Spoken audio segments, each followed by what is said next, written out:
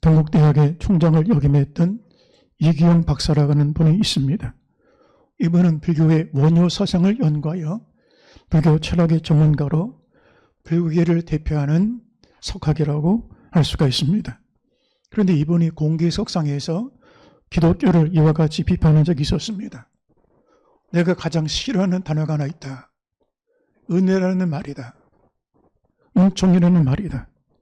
인간은 자기가 노력해서 자기가 책임 안에 사는 것이지 아무것도 하지 아니하고 구원을 받고 축복을 받고 공짜로 거저 은혜니 은총이니 말을 한다는 것은 염치없는 말이다. 기독교를 대놓고 비판하는 공개적인 비판이라고 할 수가 있습니다.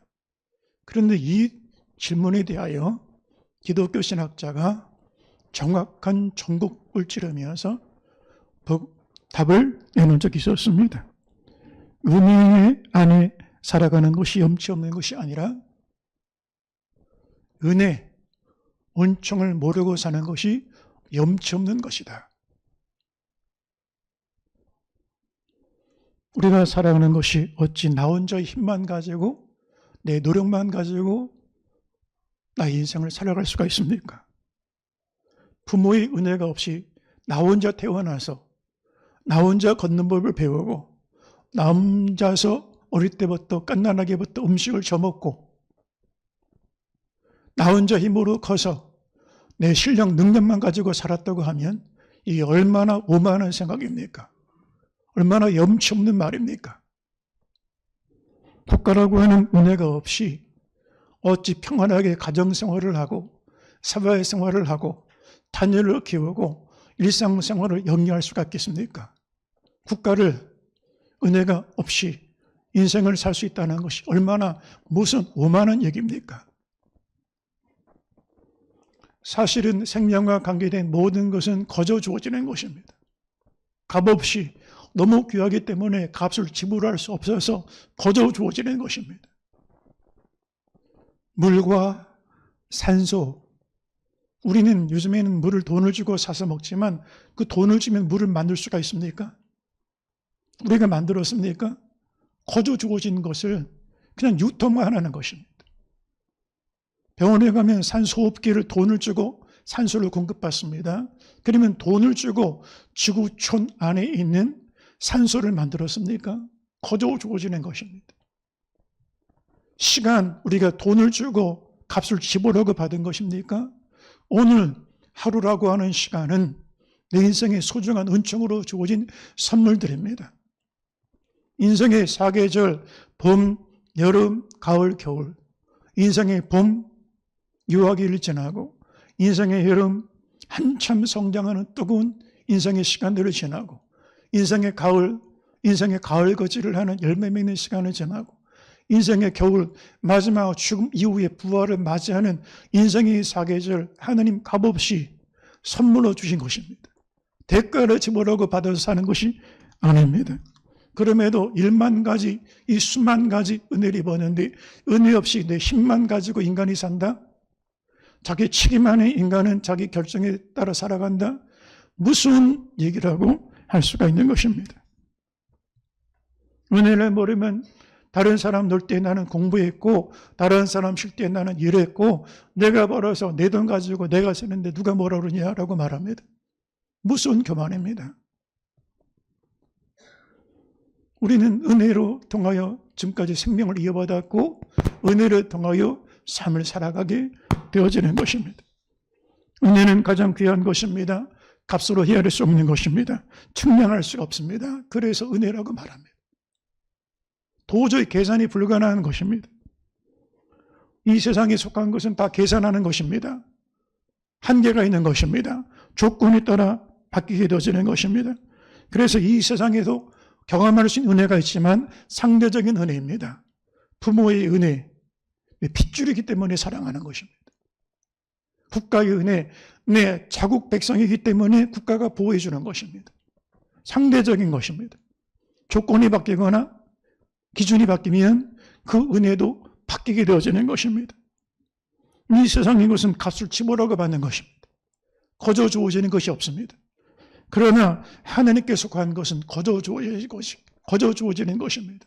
왜요? 도저히 값을 지불하기가 불가능합니다. 우리는 용서받지 못할 죄를 가지고 사는 사람들이었습니다. 죽어 마땅한 사람입니다. 지옥 가도 할 말이 없는 사람들입니다. 그럼에도 용서받을 수 없는 죄를 예수님이, 무죄하신 예수님이, 흠도 없고 점도 없는 예수님이 나의 죄를 대신하여 죄값, 사망값을 대신 지불해 주시고 우리의 모든 죄로부터 구원해 주셨습니다. 값없이 주신 구원입니다. 1만 가지 죄를 용서받고 살아갑니다. 값진 용서, 핏값으로 지워주신 용서를 입고 살아가는 것입니다. 은혜 안에 있을 때 사람은 존귀한 존재가 되고 그 생각이 귀하게 되고 그 말하는 것이나 생각하는 것이 존귀하게 받게 되어지는 것입니다. 존귀의 차원을 깨닫지 못하면 멸망하는 짐승과도 같다 그랬습니다. 깨닫지 못하면, 은혜를 모르면 금수와 멸망하는 짐승과 같다는 것입니다. 사람이 지위가 높고 지식이 많아서 존귀해지는 것이 아닙니다. 은혜를 알아야 존귀해지게 되어지는 것입니다. 지식이 많고 지위가 높아도 은혜를 모르면 세상에 유익이 되는 게 아니라 해가 되어집니다. 부모의 은혜를 모르고 내 힘과 실력으로 된 줄 아는 자녀는 유익이 되는 게 아니라 해가 됩니다. 국가의 은혜를 모르고 자기 능력, 실력 가지고 사는 줄 아는 국민은 국가의 유익이 되는 게 아니라 해가 됩니다. 부모의 은혜를 깨달아야 자녀 구실하고 국가의 은혜를 알아야 국민의 도리를 감당하고 하나님의 은혜를 알아야 성도다운 믿음의 길을 걷게 되어지는 것입니다. 실력이 있고 능력이 있어서 귀하게 되는 것 아닙니다. 우리 사회에 실력 있고 능력 있는 사람 많습니다. 그러나 사회를 파괴하는 현장에 있는 사람들이 얼마나 많습니까? 은혜가 우리 인생을 존귀하게 만들어주는 것입니다. 이 세상에 가장 귀한 것은 은혜입니다. 그래서 은혜를 받을 때 우리의 삶과 존재와 내면이 존귀해지게 바뀌어지게 되어지는 것입니다. 왜 기독교 신앙생활하다가 순교를 합니까? 생명보다 소중한 것이 있구나. 사명이라는 것이 있구나. 생명까지 바치면서 자신의 배와 금을, 부모, 형제를 버려두고도 사도의 길을 걷게 되어지는 것입니다. 십자가에 거꾸로 달려 못 박아 순교하면서도 마지막 십자가 길을 걷게 되어지는 것입니다. 사도 바울은 은혜를 받고 난 다음에 이전에 귀했다는 것을 다 내어버렸다라고 말했습니다. 유대인이라는 순혈 선민의식, 바리새인이라고 하는 특권의식, 로마의 시민권이라고 하는 특별한 그런 구별된 자기 의식, 랍비 중에 랍비라고 했던 의식, 다수의 유학 출신이라고 했던 자기 자신의 지식에 대한 전문성, 그러나 다메섹 도상에서 빛 가운데 부활하신 예수님 만나고 사람이 사망에서 구원하시는 구원의 주님이 계시구나. 예수님의 은혜 가운데 나는 사망에서 생명으로 인도받는구나. 어둠에서 빛으로 인도받았구나. 나는 새롭게 태어났구나. 나는 제2의 인생을 걷고 있구나. 은혜가 자기의 목숨보다 소중하게 되어지는 것입니다. 은혜가 소중하면서부터 그의 인생이 새롭게 달라지게 되어짐을 볼 수가 있는 것입니다. 은혜가 가장 강력한 힘이 있습니다. 이 세상에 인간이 만든 가장 강력한 힘이 핵입니다. 한 도시를, 한 국가를 멸망시킬 수가 있습니다. 그러나 인간이 만든 가장 강력한 핵을 가지고도 인간의 돌 같은 마음을 부서뜨릴 수가 없습니다. 지금 북한의 김정은이 만들고 있는 핵무기가 공산주의자들의 완악하고 교만한 마음을 부술 수가 없습니다. 인간의 마음속에 살인하는 영, 분노하는 영, 미워하는 영, 갈등하는 모습, 지기 질투하는 모습, 죄악의 이 모습을 깨뜨릴 수가 없습니다. 그런데 은혜는 죄를 깨뜨리는 권능이 있습니다. 은혜는 사망의 옥을 깨뜨리는 권세가 있습니다. 평생에 깨지 못했던 못난 자아를 부서뜨리는 힘이 은혜 안에 있다라고 할 수가 있는 것입니다. 은혜를 받으면 단단했던 마음이 부서집니다. 돌덩어리 같은 차가웠던 마음이 부드럽고 따뜻하고 온유한 그런 마음으로 바뀌어지게 되었습니다. 은혜를 받으면 살인자가 순한 양이 되고, 은혜를 받으면 핍박자가, 박해자가 사도로 바뀌게 되어지는 것입니다. 은혜를 받으면 화난 사람이 화난 사람이 되고, 따지기 좋아하는 사람이 따뜻한 사람이 되고 바뀌게 되어지는 것입니다.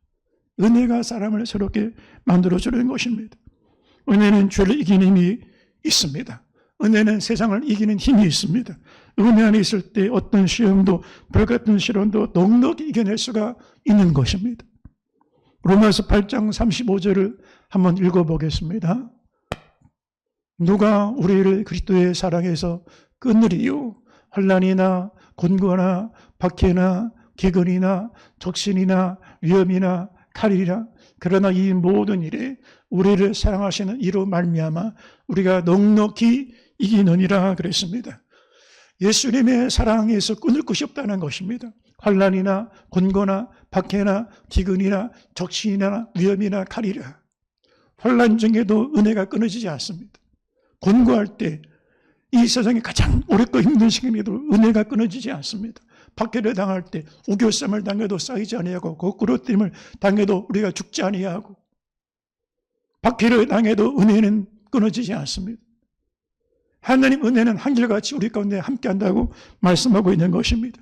은혜의 힘 안에 있을 때 시련도 환난도 박해도 위험이나 칼도 넉넉히 이겨낼 수가 있다는 것입니다. 은혜는 강력한 힘을 공급해 줍니다. 우리가 살아가는 인생의 무게가 참으로 힘겹고 버거울 때가 있습니다. 삶의 무게에 치우칠 때가 있습니다. 그런데 은혜 안에 있으면 살아갈 새로운 힘과 용기를 얻게 되어집니다. 전에 내가 경험하지 못한 힘이 공급되게 되어지는 것입니다. 이 세상에서 주어지는 것이 아니라 위로부터 내려주시는 성령의 영적인 공급해 주시는 새로운 힘, 믿음의 힘, 내면의 힘, 내 존재 뿌리에서부터 공급받는 성령의 힘을 통하여 인생을 바라볼 때 행복하게 바라보고 믿음으로 바라보고 긍정으로 바라보고 하나님의 눈으로 바라보면서 살아가게 되어지는 것입니다. 은혜를 받기 전에는 하나님 말씀이 무겁웠습니다. 계명을 지키면서 사는 게 의무감이었습니다. 어떻게 십계명을 지키고 살아갈까? 한 가지 한 가지가 숙제를 치르는 것처럼 해야 되는데 하기 어려운 것처럼 느껴지는 부담이 되는 말씀이었습니다. 그런데 은혜를 받고 난 다음에는 하나님의 사랑이 내 안에 들어오고 내가 그분을 사랑하게 되니 사랑하니까 저절로 십계명을 지키게 되어집니다. 여러분, 막 애쓰고 힘써서 지키는 게 아닙니다. 사랑하니까 저절로 지켜지는 거예요. 할아버지 할머니가 손주 사랑하는데 내가 결심하고 결단하고 내가 사랑해야지, 애쓰고 힘써서 사랑해야지, 그렇게 노력해서 사랑이 됩니까? 저절로 사랑이 되는 거예요. 왜요? 사랑하니까 저절로 힘들이지 않고 이루어지게 되어지는 거예요. 요한일서 5장 3절을 보니까 하나님을 사랑하는 것은 이것이니 우리가 그의 계명들을 지키는 것이라. 그의 계명들은 무거운 것이 아니니라. 전에는 계명 지키는 게 어렵고 힘들었는데 하나님의 사랑을 알고 나니까, 깨달아지고 나니까, 내 안에 은혜가 임하니까, 사랑이 임하니까 계명 지키는 게 무겁은 게 아니라는 거예요. 기쁘고 즐겁고 행복한 일이 되어진다는 거예요. 저절로 사랑하며 지키게 되어진다는 것입니다. 전에는 사명 감당하는 게 힘들었습니다. 좀 피해가고 싶고 부담스럽고 희생하고 이런 거 힘들고 어려운 일은 포기하고 싶었습니다. 그런데 은혜를 받고 나니까 이게 귀한 것이구나. 이 사명을 통하여 생명을 인도받는구나. 사명을 통하여 생명을 구할 수가 있구나. 천하보다 귀한 한 영혼을 구원할 수가 있구나. 하나님이 기뻐하시는 일이구나. 그러므로 십자가 지는 게 힘들지 않습니다. 오히려 십자가 지지 않기 때문에 힘들고 어려운 것입니다. 십자가가 무거운 것이 아닙니다. 십자가가 지지 않기 때문에 무거운 것입니다. 순종이 힘든 게 아닙니다. 불순종하기 때문에 힘든 것입니다. 은혜 안에 있으면 순종하고 계명 지켜 십자가 지는 것이 기쁘고 즐겁고 행복하고 보람되게 되어지는 것입니다. 다른 사람들은 어떻게 십자가를 질 수가 있습니까? 어떻게 믿음 생활하면서 그렇게 십자가를 지고 나갑니까? 그런데 그게 아니에요. 십자가 지는 성도는 행복합니다. 순종할수록 기쁘고 신나고 즐거운 거예요. 은혜 안에 살아가는 성도는 강한 힘을 가지고 살아갑니다. 교회 힘은 사람들이 많은 게 아닙니다. 건물이 아닙니다. 예산이 너무 많아서 힘이 있는 게 아닙니다. 교회가 외형적으로 더 높은 종탑과 건물을 가지고 더 많은 성도가 있어도 은혜를 잃어버리면 교회는 아무것도 아닙니다. 죄에 정복당합니다. 사망의 권세가 교회 왕노로 타게 되었습니다. 그러나 교회 안에 십자가 은혜가 분명하면, 은혜가 넘치면, 은혜 충만하면 세상을 이기는 교회가 되고 세상을 변화시키는 교회가 될 수가 있는 것입니다. 할렐루야, 할렐루야. 다윗이 골리앗을 이길 때 그가 가진 힘과 능력을 이긴 게 아닙니다. 만군의 여호와의 이름으로 나가 골리앗을 이기게 되어지는 것입니다. 저와 여러분이 죄를 이길 수 있는 힘이 우리 안에는 없습니다. 지식으로 불가능합니다. 경험으로 불가능합니다. 목사라는 직분 가지고, 장로라는 직분 가지고 죄를 이길 수 있는 게 아닙니다. 성령이 내 안에 오실 때 은혜로 죄를 이길 수 있다는 사실을 믿으시기를 주 이름으로 축원합니다. 은혜 안에 있을 때 고난과 시련을 이겨낼 수가 있습니다. 은혜 받았다고 고난이 없는 게 아닙니다. 은혜 충만한 성도는 시험이 없을까요? 은혜 충만한 성도는 질병이 없을까요? 선교제에서 목숨 걸고 그렇게 복음 전도에 사역 감당했던 선교사도 암에 걸립니다. 평생의 목회 현장에서 사역 감당하다가도 불치병에 걸려서 생애를 마감한 경우도 있습니다. 그러면 은혜 충만한 성도라고 고난이 없고 시련이 없습니까? 그렇지 않습니다. 하나님은 선인이나 악인이나 동일한 햇볕을 주시고 동일한 사계절을 주십니다. 우리가 은혜를 받았다 할지라도 고난이 옵니다. 그러나 차이가 무엇입니까? 고난 앞에 좌절하고 무너지는 게 아닙니다. 이 세상 공정권세 잡은 자가 지배하고 사망의 왕노릇하는 죄 가운데 있는 이 세상 속에 사는 동안에는 이러한 현실 앞에 서게 되었습니다.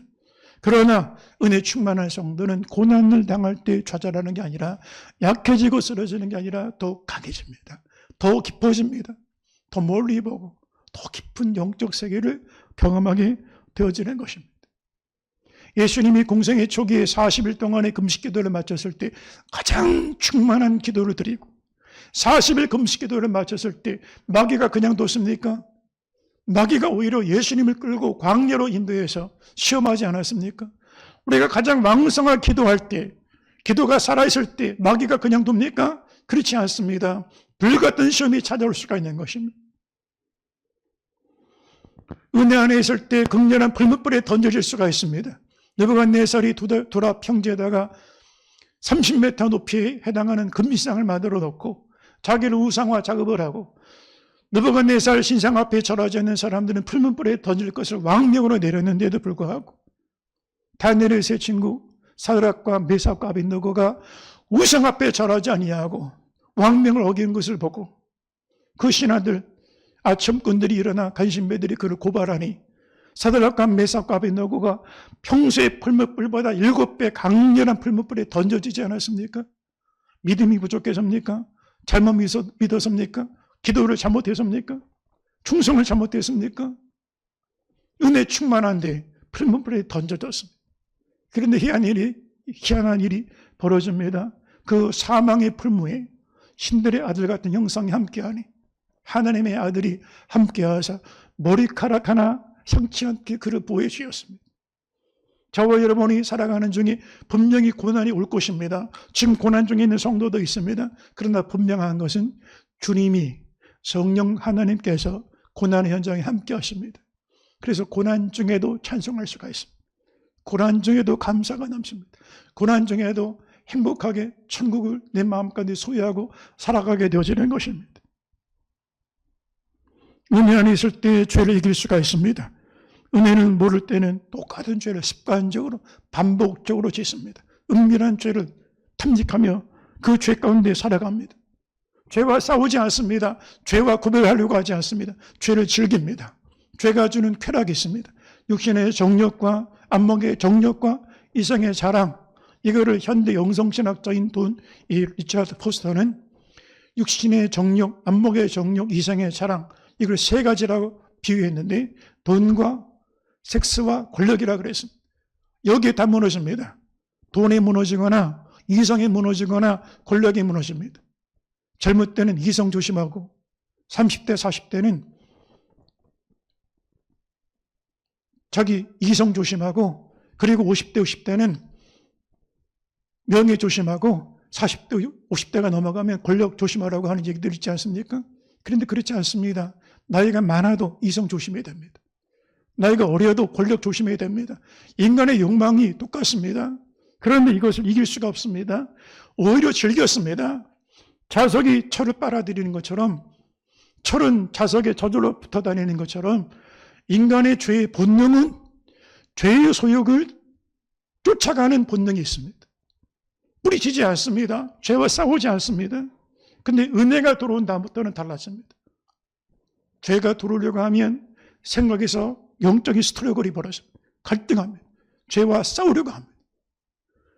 교회 다녔기 때문에 이런 갈등하는 거예요. 은혜를 받았기 때문에 갈등하는 거예요. 은혜를 몰랐다면 이런 갈등하지 않아요. 그냥 죄를 즐겨버립니다. 음사령을 가서 1,000만 원, 2,000만 원 쓰는 거 아무 상관없습니다. 음행하는 거, 간음하는 거, 죄를 즐깁니다. 탐닉합니다. 그러나 은혜 받고 난 다음에는 이 죄악된 생각이 들어올 때부터 고민하기 시작합니다. 이래서 안 되는데. 왜요? 은혜가 있으니까 싸우기 시작하는 거예요. 근데 더 강력한 은혜를 받으면, 성령 충만하면 죄와 싸워 이기게 되어지는 것입니다. 할렐루야.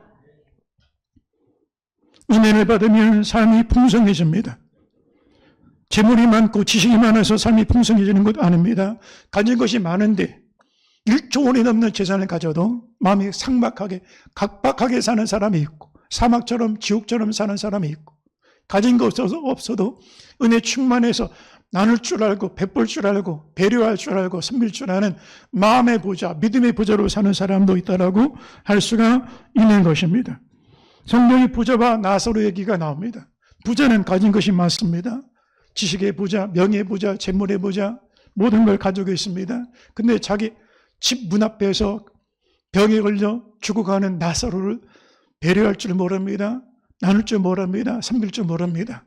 자기 잔치집에 나오는, 날마다 잔치를 하고 유명한 연예인들 불러다가 노래하고 춤추면서 즐기는데, 그런데 여러분, 부자는 그렇게 살았는데 은혜를 모르고 내가 가진 건 내 힘 가지고 내 노력 가지고 사는 줄 알았는데, 나사로는 하는 위로를 가지고 살았습니다. 은혜를 알아야 이웃과 함께 할 수가 있게 되어지는 것입니다. 그래서 그런 말이 있습니다. 부잣집에서 주는 밥은 끓여서 먹고 가난한 집에서 나오는 밥은 그냥 그대로 먹어도 된다. 아니, 부잣집에서 나오는 밥을 그냥 먹고 가난한 집에서 나오는 밥을 끓여 먹어야 될 텐데 왜 그런 말이 있을까? 부잣집에서 나오는 밥은 자기들이 먹고 못 먹는 걸 주기 때문에 끓여서 먹어야 되고, 가난한 집에서 나오는 밥은 자기가 먹는 것을 주기 때문에 그냥 먹어도 된다는 거예요. 많은 걸 가져도 인색하고 메마르고 배려, 나눔, 섬김, 사명, 내세, 영성이 없이 살았던 것이 부자였습니다. 여러분, 믿음의 부자, 은혜가 충만할 때 섬김이 있고 기쁨이 있다는 사실을 잊지 않게 되기를 주의 이름으로 축원합니다. 은혜는 끝이 없습니다. 증명할 수 없습니다. 은혜 위에 은혜라고 그랬습니다. 더 깊은 영적 세계가 있습니다. 지금 우리가 경험한 은혜가 전부가 아닙니다. 저 바다의 깊이를 누가 알 수가 있겠습니까? 저 우주의 크기를 누가 알 수가 있겠습니까? 저 은혜의 깊고 깊은 영원한 세계를 어떻게 다 측량할 수가 있겠습니까? 그러므로 다 됐다 생각하지 말고, 내가 아는 성경 지식, 내가 경험한 영적 체험, 내가 가진 은사가 전부가 아니라 더 깊은 영적 세계로, 깊은 은혜로 나가는 성도들이 되시기를 주의 이름으로 축원합니다. 그러면 어떻게 하면 은혜 생활을 지속할 수가 있을까? 어제보다 오늘보다 내일 더 깊은 은혜로 나갈 수가 있을까? 그 비결이 있습니다. 첫 번째는 날마다 예수님과 동행하는 삶을 살아가야 되는 것입니다. 동행하는 것. 거룩하고 구별해야 되는 삶을 살아야 동행이 가능합니다. 아이를 임신하는 산모는 그때부터 태교를 합니다. 담배 피던 엄마도 담배는 안 핍니다. 술 마시던 엄마도 술을 근처도 안 갑니다. 왜냐하면 태능에 생명이 들어왔으니까. 그러면 은혜 받은 성도는 어떻게 할까? 보는 것, 말하는 것, 듣는 것까지 더 조심합니다. 이제는 은혜 받기 전보다 말하는 것 조심합니다. 듣는 것 조심합니다. 누가 비판하는 말, 판단하는 말, 조롱하는 말 하면 귀를 씻어냅니다. 근처에 가지 않습니다. 어리석은 말, 누추한 말, 수근수근한 말 근처에 가지 않습니다.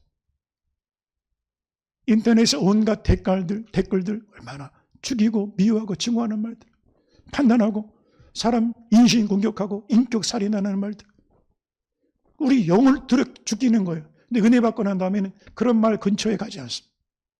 보는 것 조심합니다. 산모가 보는 것 조심하는 것처럼 눈으로 죄가 들어옵니다. 눈으로 간음죄가 들어옵니다. 눈으로 살인죄가 들어옵니다. 다른 데로 들어오는 게 아닙니다. 코로나 무서워하는데 눈으로 죄가 들어오는 것은 무서워하지 않습니다. 입으로 말하는 거 조심합니다. 전에는 하고 싶은 말 다 하며 살았습니다. 예수 믿으면서는 입벙어리가 됩니다. 할 수 있는데 말하지 않습니다. 예레미야가 옥중에 갇혀서 그렇게 모진 고통을 받으면서도 침묵했습니다. 예수님 불법 재판을 받고 빌라도 법정에서 거짓 누명을 쓰고 제사장이 주먹으로 뺨을 치고 변론할 수 있습니다. 논쟁하지 않았습니다. 말하고 싶다고 다 쏟아내는 게 아닙니다. 우리는 그냥 생각나는 대로 말합니다.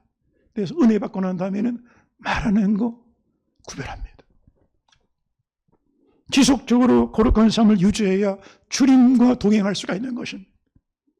여러분, 자기가 사는 집에 한 달, 두 달 먼지가 막 쌓이고 쓰레기 차있는데 그냥 사는 사람이 있습니까? 제가 예전에 인천에서 부목사를 했을 때 그 외곽에 독거노인들이 사세요. 그런데 그 독거노인들 1대1로 성경 공부하고 세례를 받으실 때까지 인도를 하라고 찾아가는데 그중에 한 할아버지는 그 쪽방에 한 사람 딱 누우면 전부인 그 쪽방에다가 쓰레기가 무릎까지 차는데 거기서 살아요. 몇 년 동안에 쓰레기를 안 치우는 거예요. 그래가지고 제가 교인들한테 광고해서 여러분 집에 안 쓰는 가지 도구들이 있으면 가져오세요. 그래서 교인들하고 가서 도배장판 싹 다 해드리고 나온 적이 있었는데 여러분 자기 집에 쓰레기가 막 무릎까지 찼는데 그냥 사는 사람이 있습니까? 치우고 깨끗하게 정결하게 살지 않겠습니까? 그런데 은혜 받으면 우리 마음이 성전입니다. 이 마음에 죄와 우물이 이만큼 차 있는데 살인하는 것, 음행하는 것, 간음하는 것, 도둑질하는 것, 거짓 증거하는 것, 하나님 말씀 저버리는 것, 이런 죄들을 쌓아놓고 내 마음 성전에서 그냥 비듬생하는 사람 있겠습니까? 은혜 받으면 그때부터 달라지는 게 있는데 죄를 민감하게 반응합니다. 전에는 죄인지 아주 신경도 안 썼어요. 그런데 은혜 충만할수록 저울이 민감한 저울일수록 또 반응하는 것처럼 내 안에 빛이 임할수록 어둠이 대해 민감하게 반응합니다. 진리가 임할수록 은혜의 영이 진리의 영이 임할수록 거짓에 민감하게 반응합니다. 의의 영이 내 안에 임할수록 불의에 대하여 민감하게 반응합니다. 죄를 느끼게 되는 거예요. 그래서 은혜 받으면 내가 죽어 마땅한 죄인인 줄을 깨닫게 되는 거예요. 혹시 내가 아직까지도 죽어 마땅한 죄인이라고 모르고 있다면 은혜 받지 못한 겁니다.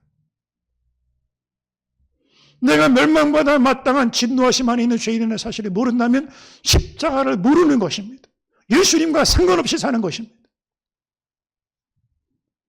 어떤 교회에서 남아프리카에 단기 선교를 청년들이 갔는데 복음도 전하고 교회 학교도 하고 그러다가 그 프로그램 중에 우리 이 마을이 너무 쓰레기가 많다. 하수가 안 돼 있으니까 그냥 똥오줌 길거리에다가 다 그냥 그 상태로 사는 거예요. 그래서 청년들이 담당 구역을 정해서 마을 청소를 하기로 했어요. 그래서 마을 청소를 하는데 청년들이 이제 쓸고 닦고 그 똥오줌 다 치우는 거예요. 그런데 한 담당했던 자매가 청년이 쓰레기 똥오줌 묻어있는 오물을 붙잡고 막 어이없이 눈물을 흘리고 있다는 거예요. 그래가지고 담당했던 목사님이 너 왜 울고 있니? 이 똥오줌 더러워서 울고 있니? 너 일 하고 싶지 않아서 울고 있니? 그랬더니 여자아이가 뭐라고 대답을 하냐? 목사님 아니에요.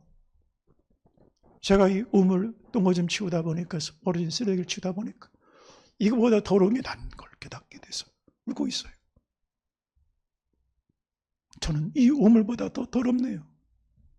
온갖 더러운 죄를 더럽다고 못 느끼고 살았네. 저는 죄악의 더러운 쓰레기 우물 속에서 지금까지 살아왔네. 그리고 얘가 울고 있더라는 거예요. 여러분, 온물이 묻어있고 쓰레기가 묻었으면 더럽다고 하고 손을 12번도 더 씻을 거예요. 그런데 죄가 더럽다고 생각하는 경우가 있습니까? 눈으로 간음이 들어오고 눈으로 살인이 들어오고 생각 속에 살인을 품고 미움을 품고 그렇게 원수 관계를 만들면서 살아가면서도 수십 년을 산더미처럼, 어떤 경우는 공장 전체를 임대를 해가지고 그냥 산더미처럼 쓰레기산을 만들어 놨더라고요. 그런데 이 죄악의 쓰레기산 속에서 인생의 산을 만들면서 그 성공과 우상의 산을 만들면서 거기서 지내면서 나는 깨끗하다, 안심하며 사는 사람 있습니까? 이 세상에 인간을 더럽게 하는 것이 무엇입니까? 쓰레기입니까? 오물입니까? 모든 마음을 건데 가장 부패한 것이 인간의 마음이거늘 누가 알리고 마나. 죄가 인간을 더럽게 만드는 것입니다.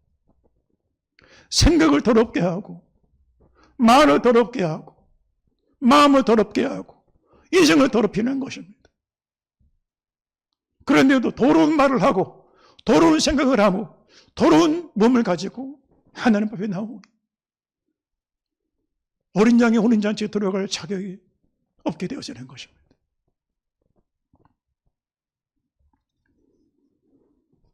은혜 받기 전에는 룸사롱 술집 가는 거 아무렇지 않았습니다. 몇백만 원 팁 주는 거 아깝지 않았습니다. 그런데 은혜 받고 난 다음에 술 근처도 안 갑니다. 제가 제자훈련을 같이 했던 인하대학의 교수였고 대학원 원장을 지냈던 안주 집사가 있었습니다. 이분이 제자훈련 하다가 몇 주 지나고 난 다음부터 고백할 때마다 막 눈물을 흘려요. 그렇게 눈물을 흘리는데 목사님, 제가 요즘에 은혜를 받고 삽니다. 그러다가 언젠가는 그 얘기를 해요. 인하대학 전체에서 술 제일 잘 마시는 교수가 5명이 있는데 그 5손가락 안에 자기가 들어간다는 거예요. 얼마나 술을 좋아하는지 몰라요. 그런데 제자훈련 하다가 그 고백을 하더라고요. 목사님, 이제는 술 냄새조차도 싫습니다. 술집 근처도 안 갑니다. 자기가 의지적으로 결단해서 날 술 끊어야지 곰주 훈련해서 끊은 것 아니에요. 노력해서 끊은 게 아니에요. 은혜가 들어오니까, 거룩한 영이 들어오니까 더러운 것을 끊어버리기 시작하는 거예요. 성결형이 들어오니까 음란의 영이 떠나가게 되어지는 거예요. 진리의 영이 오니까 거짓 영이 떠나가는 거예요. 의의 영이 들어오니까 불의의 영이 떠나가는 거예요. 그리고 거룩해지니까 주님과 동행하기 시작하는 거예요. 또 어떻게 은혜 충만한 삶을 살아갈까? 예배를 통하여 새로운 은혜를 공급받아야 되는 것입니다. 예배는 영적으로 기름 부음을 받는 시간입니다.